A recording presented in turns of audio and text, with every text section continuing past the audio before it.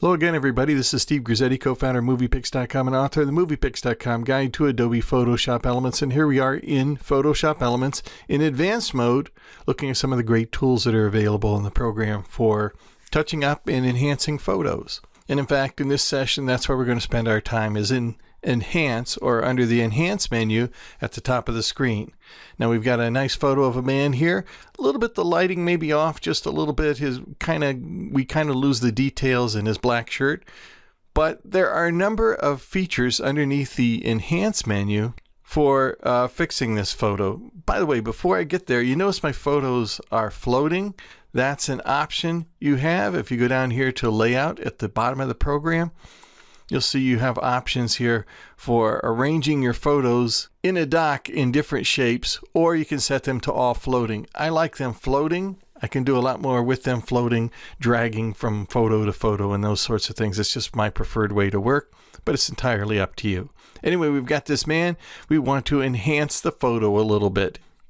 So if I go to the Enhance menu, you see I have a number of automatic fixes here at the top. Now these automatic fixes are basically automatic versions of tools that are available lower in the menu.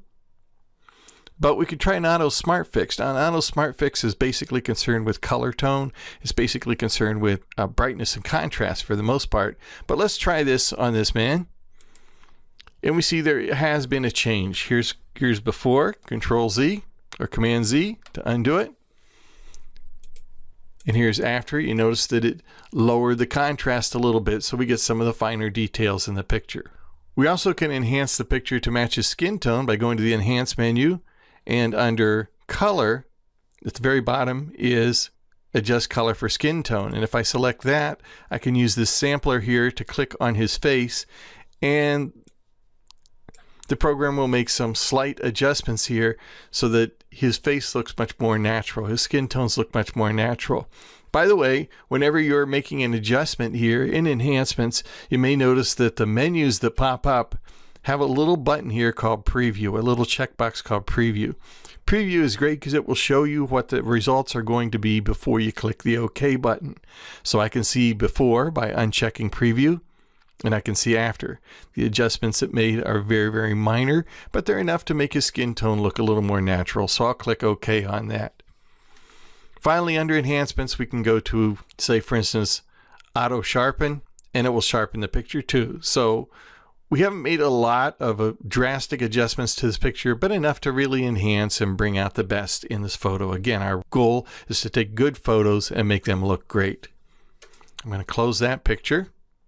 Here's a picture of Christmas morning. My challenge with this picture has to do with the lighting. The lighting is very dim. We've got brighter lighting coming in the windows, but darker lighting in the room, and I'd like to bring that out a little bit. I want to show you one enhance tool that I think is just one of Adobe's best. If you go under Enhance and Adjust Lighting, you'll see you have three options here: Levels, Brightness and Contrast, or Shadow Highlights.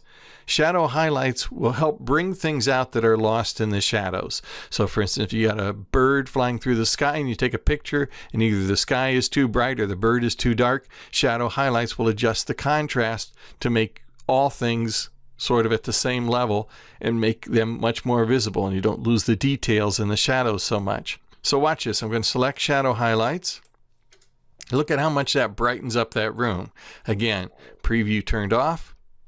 Preview on. Shadow highlights is something well worth knowing about and using. You'll use it quite often, especially if you take pictures in the snow or in bright sunlight. A lot of times details get lost in the shadows, and this will help bring them out. It's a great tool.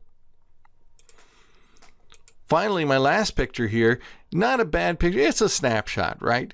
But it's got a greenish tint to it that I don't like. I want to show you a high-level tool, a couple of high-level tools here for making a picture look a little more natural and doing it semi-automatically. If you go to the Enhance menu and under Lighting again, select Levels.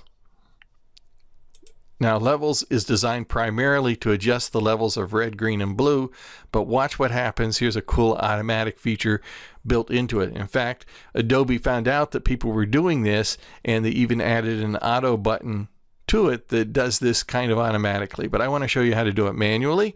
You notice we have 3 samplers here. One sampler is for setting the black point, another is for setting the gray or the mid-tone point, and another is for setting the white point. So if I set the black point and the white point for this picture, the picture is going to automatically correct the color. Now this picture has a little bit of a greenish tint to it. His skin tone looks a little too green.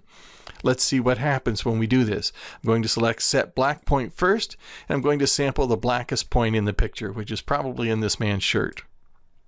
And then I'm going to select the white point, select that sampler, and find the whitest point in the picture, which is probably this white pole right behind the man. It's about the back of his chair, actually. Let's click on that.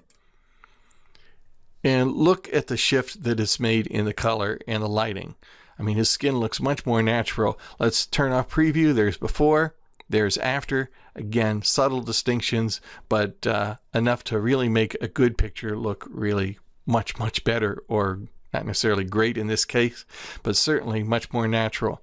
Now, almost always when I take a portrait, I want to adjust for skin tones. So let's go back to the Enhance menu. We'll select Color, go down to the bottom here, select Adjust for Skin Tone, and click on a sample of his skin tone.